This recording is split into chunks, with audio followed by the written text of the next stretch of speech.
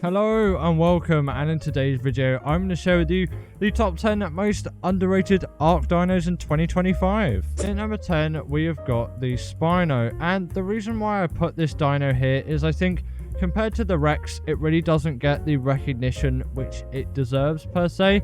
It is an absolutely fantastic boss dino, and the fact that it doesn't get used like the Rex gets used in boss scenarios sort of bamboozles me, perhaps, in a way. The Spino is such a great creature for bosses. I think perhaps better than the Rex due to its improved mobility, and especially if you're doing the Moda as well, that hydration buff comes in real handy. I also find generally Spinos do more damage than Rexes. I don't really know why this is, but they tend to be more heavy hitting, while their health perhaps isn't the same as a Rex, and that's probably the reason for its underratedness. I still think the Spino should be used way more by loads of people, so please gain some recognition for this creature because I think it really does deserve perhaps a little bit more. Coming up next we have got the Caro, and this is a favorite of mine mainly for nostalgia reasons, but I still think it is an incredibly useful dino, and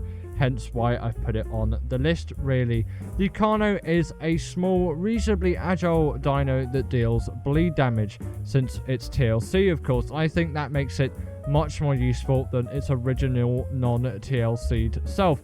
They're ridiculously easy to tame, especially on ASA, considering the baby variants, so there really is nothing that can go wrong when you tame one of these things. They're not all too much hassle at all, and they demolish things like raptors, and if you get a good level you can get Caros that destroy basically everything on the map, but you do need some higher end level ones for that perhaps. But I think it's just a really nice, small, agile creature that gets around when I need to get it around, and you know, it does the damage output that I need it to do, considering the level that I'll be getting this, because Explorer Note runs are so easy, so the saddle can be attained really quickly and you can get this thing just like that. They're really not difficult tames whatsoever, and of course they deal bleed damage, which is absolutely, so I'd like to see the Caros get used a little bit more.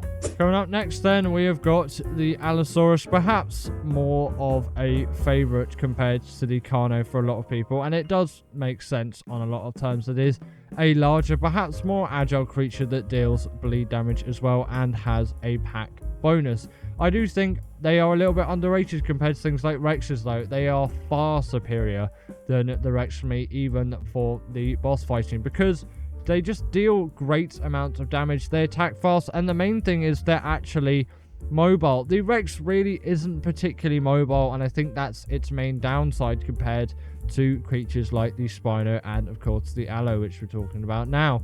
The Allo just has so much more range of mobility compared to the Rex, and for that I think it is a far easier creature to use and is just far more useful to use, and I think a lot more people should use it because it isn't too difficult to tame. If you've got yourself a good trap, then you can simply trank out 3 in one go and tame 3 Allos like that. Again, the saddle level isn't too high like the Caros, so they can be tamed reasonably early on if you've got a good Explorer Note run going. You only need some trank arrows, a crossbow, and just a basic stone trap really, and you're good to go with these things. And on ASA they're even easier because of the baby variant, so you really can't go wrong with Nalo, and I think more people should tame them. In number 7 then we have got the Mantis, and oh my god, how much I'd love to see this creature get used more by people. I think its ability is so cool, and unlike any other creature really, no other creature can wield weapons like the Mantis does, and if you've got some good Ascendant ones on there, they really last and they pack a punch, especially in the damage department. They're a pretty good option for doing the Manticore on Scorched Earth actually, and I have used them before for that boss fight and they do work pretty well. Rampy did that as well in his only using Mantises on Scorched Earth challenge. You should go check out that video because that is a great one as well. Happened a little bit of a while ago now, but still great content coming from him, and it does show the Mantis really can push.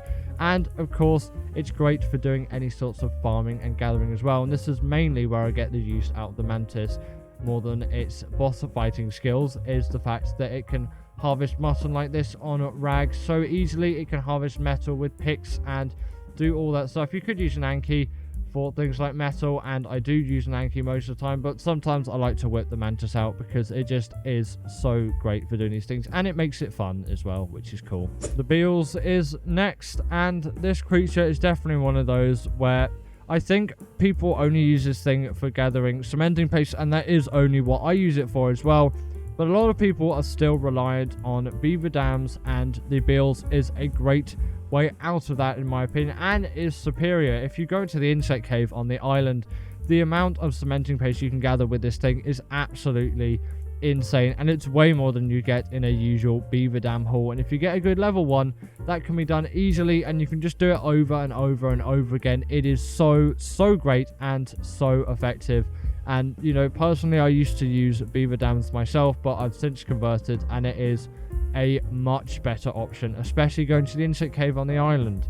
It is insane for doing that run, and you can get tens of thousands of cementing paste. It's literally insane how much you get. I've even actually managed to get over 100,000 cementing paste on a haul before.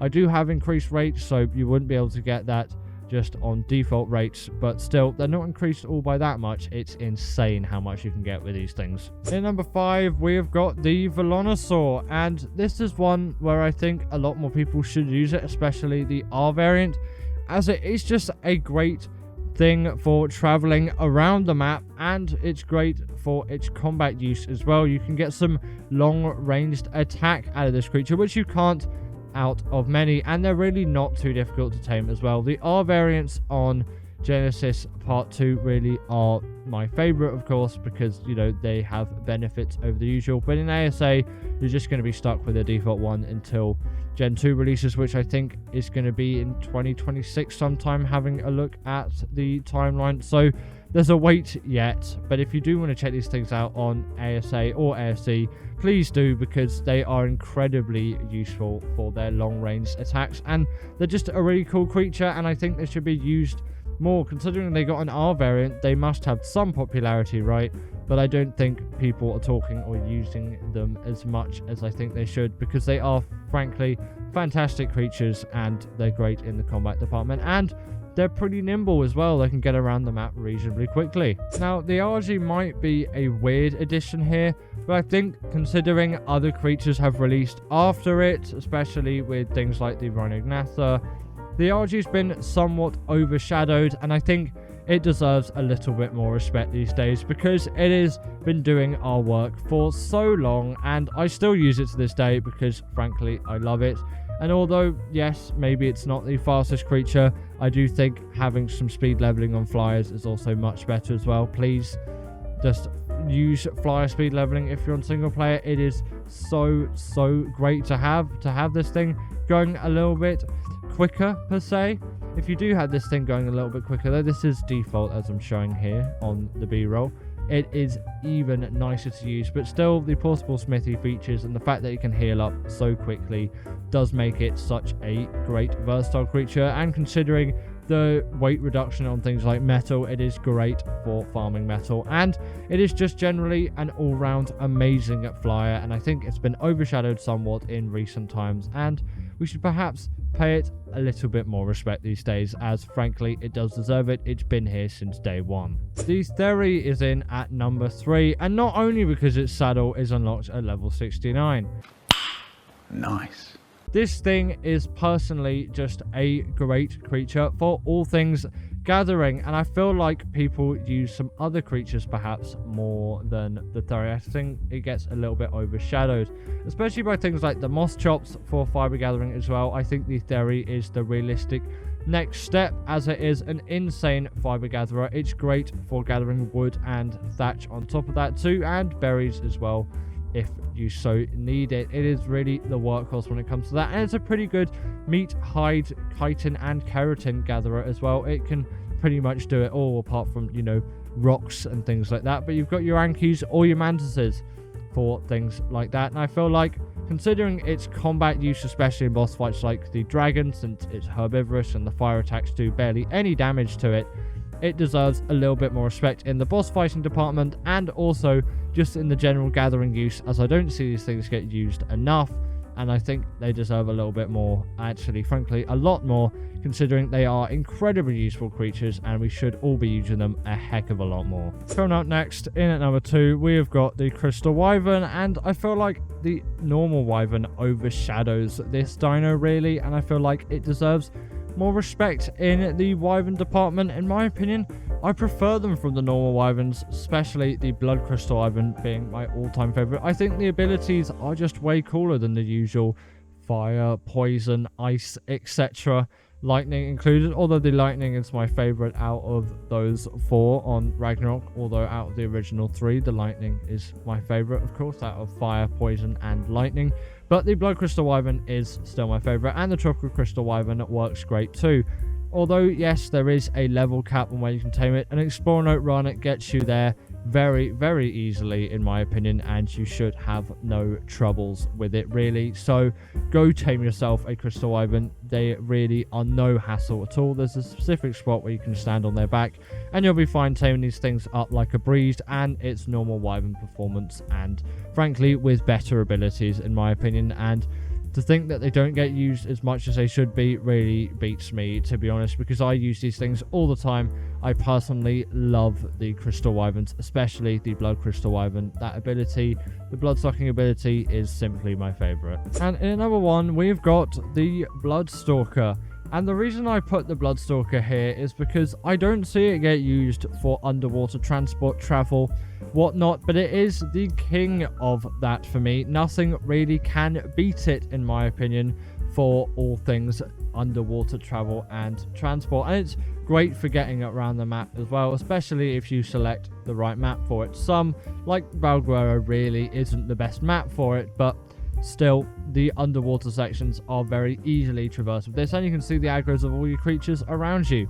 Considering how murky the depths of the ocean tend to be, it is nice to see all the aggros of the creatures as well. It's like the Awesome Spyglass, but without actually having the need for the Awesome Spyglass mod, which is great for people on ASE who obviously are on console and don't have access to mods, and they can utilize this, or people on ASA who choose not to use the Awesome Spyglass, which I don't know why really, because that mod is absolutely insane. But you can dash across the map very effectively and efficiently, and they're great for underwater travel and transport, and they deal pretty hefty damage too. They're reasonable attackers and you can get around the map quick and zippy, and the fact that people don't use these just, again, beats me. I love the Bloodstalker, and personally they are like my favorite arc creature really at the moment, apart from the Deinonychus. They sort of go hand in hand for me, and I would love to see more people use these things. But anyway, that marks the end of today's video, and I hope that you all enjoyed, as I definitely enjoyed making it. Comment down below